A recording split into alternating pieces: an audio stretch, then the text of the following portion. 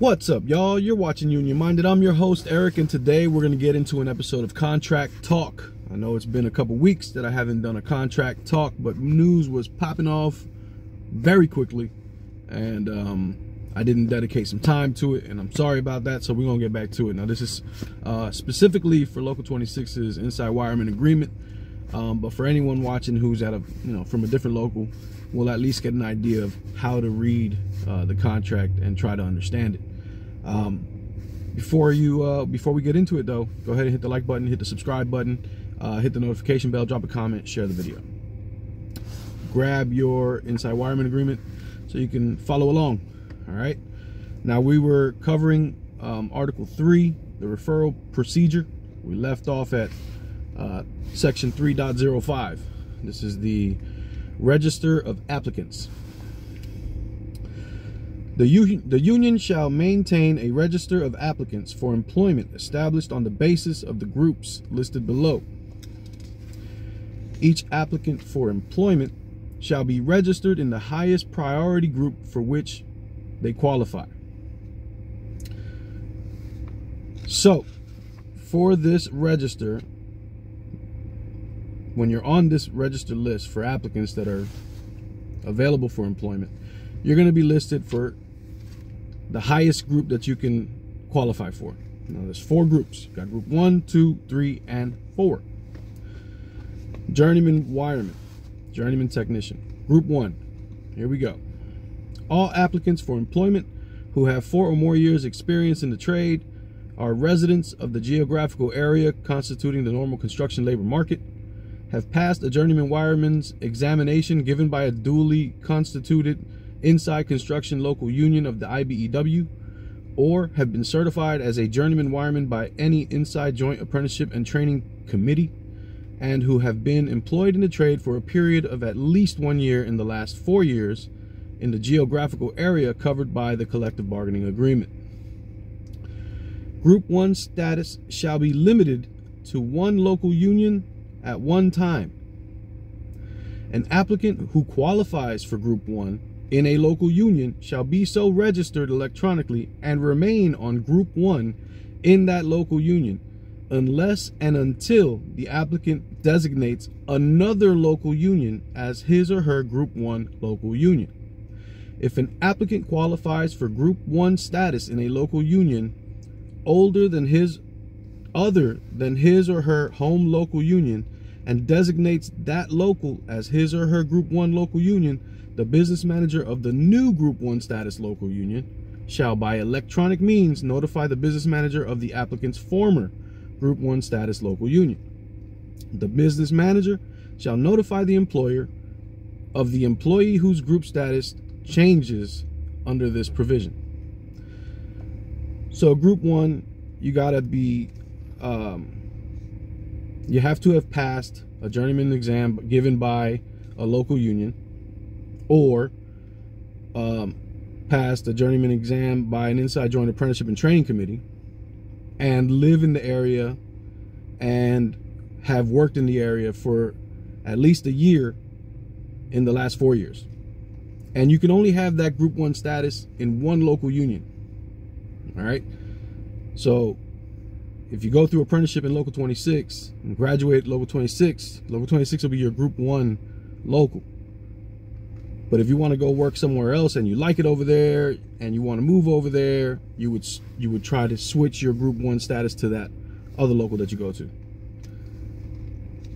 All right. Group 2.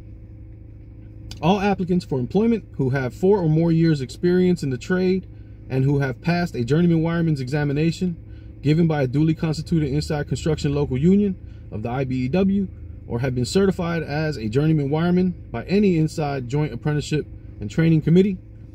That would be Group 2. Those would be your travelers. Now, if you got your Group 1 status in 1 local, then when you want to travel and go to another local, you would go for Group 2. That's what you would qualify for, is Group 2, because your home local is where you came from, not where you're going. Follow? Group 3. All applicants for employment who have 2 or more years experience in the trade, are residents of the geographical area constituting the normal construction labor market, and who have been employed for at least 6 months in the last 3 years in the geographical area covered by the collective bargaining agreement. That would be group 3. Now, so you're coming in with a little bit of experience, you live in the area, and you've been employed in the area for at least 6 months. You're coming in as a group 3. Group 4, all applicants for employment who have worked at the trade for more than 1 year. All applicants for employment who have worked at the trade for more than 1 year. So that's just, you got 1 year experience, come on in. You're in group 4. All right. 3.06, referral procedure exception. If the registration list is exhausted and the local union is unable to refer applicants for employment to the employer within 48 hours from the time of receiving the employer's request, Saturdays, Sundays, and holidays excepted, the employer shall be free to secure applicants without using the referral procedure, but such applicants, if hired, shall have the status of temporary employees. So 306 is telling us that if the contractor puts in a call to the local for workers and the local's not able to fill that call in 2 days, that contractor is free to hire anyone he wants outside of this procedure, and they'll be labeled as temporary employees. What's a temporary employee? Well, you go to section 307 for that.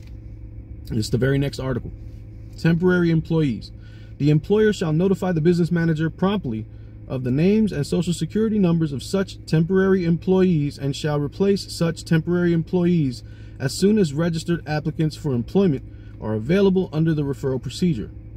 So section 307 lets it be clear that those will be temporary employees until we can man the job. As soon as we have the ability to man the job, those folks theoretically are going to get laid off. Section 308, normal construction labor market. The normal construction labor market is defined to mean the following geographical area plus the commuting distance adjacent thereto, which includes the area from which the normal labor supply is secured. And for us, it's DC, Maryland, Virginia, and a bunch of counties that I don't feel like reading. But if you got your inside wireman agreement, you can read them.